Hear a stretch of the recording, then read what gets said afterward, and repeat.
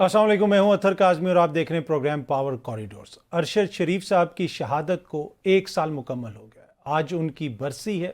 उनका जो मुकदमा है वो किस हद तक उसमें पेशरफ्त हुई वो हमारे सामने है। वो इस निज़ाम के ऊपर एक बहुत बड़ा क्वेश्चन है।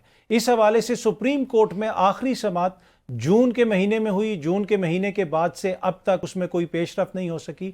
आज वज़ीर आज़म साहब ने जब सहाफ़ियों से मुलाकात की, वो प्रेस कॉन्फ्रेंस की, उसमें भी वज़ीर आज़म साहब से पूछा गया, उन्होंने बताया कि कीनिया के सदर से भी उन्होंने ये मामला उठाया है। लेकिन क्या ये मामला हल होगा? बहुत सारे सवालात हैं। क्या वजह बनी कि अरशद शरीफ को मुल्क छोड़ना पड़ा? क्या वजह बनी कि अरशद शरीफ को इस तरह वहाँ पे कीनिया में कत्ल किया गया? इसमें अब हुकूमत पाकिस्तान का किरदार बड़ा इंपॉर्टेंट है। इस मामले की तह तक पहुँचना बहुत ज़रूरी है, अरशद शरीफ के लिए, अरशद शरीफ की फैमिली के लिए, उसके यतीम बच्चों के लिए, उसके कोलीग्स के लिए और सहाफ़ती बरादरी के लिए। हर कोई अपने आप को इनसिक्योर महसूस करता है और सहाफ़ती बरादरी और मीडिया से रिलेटेड जितने लोग हैं वो उम्मीद लगाए बैठे हैं कि पाकिस्तान की जो सबसे बड़ी अदालत है वो इंसाफ फराम करेगी। इस मुकदमे को जिस तेज़ी से दूसरे मुकदमात को सुना जाता है, इस मुकदमे में भी पेशरफ्त होगी और हुकूमत पाकिस्तान भी अपना किरदार अदा करेगी।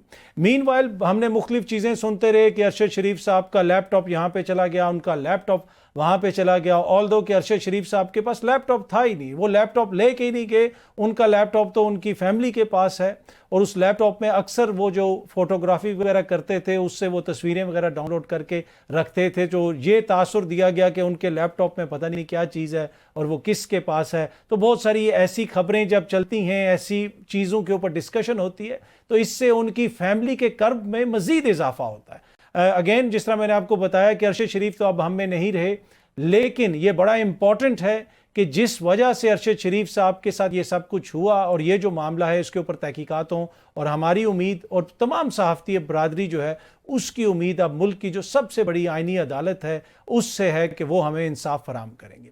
दीगर मामलात में मुल्क में आपको पता है कि सियासत आगे बढ़ रही है। मियाँ साहब की वापसी हो चुकी है और वो जो सफ़र शुरू हुआ था जिसमें डॉक्टर फैसल ने मियाँ साहब को प्रोटोकॉल दे के लंदन से भेजा था, उसका हमने क्लाइमेक्स देखा जब सीसीपीओ लाहौर ने सलूट मारा मियाँ साहब को और मियाँ साहब जो है जहांगीर तरीन के हेलीकॉप्टर में बैठ के जलसे की तरफ चले गए।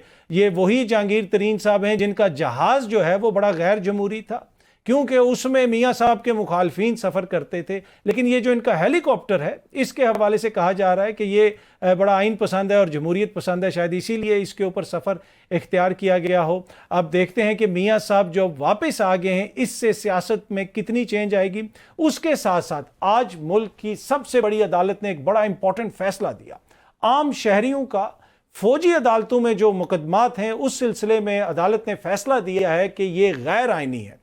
आम शहरियों के मुकदमात आप फौजी अदालतों में नहीं चला सकते। अब इसके ऊपर क्या हुकूमत अपील करेगी या इस फैसले के ऊपर मनोअन अमल दरामद किया जाएगा, इस पर भी गुफ्तगू करेंगे। कुछ दीगर मामलात हैं, कोशिश करेंगे कि अपने मेहमानों से उन मामलात के ऊपर भी रोशनी डलवाएं।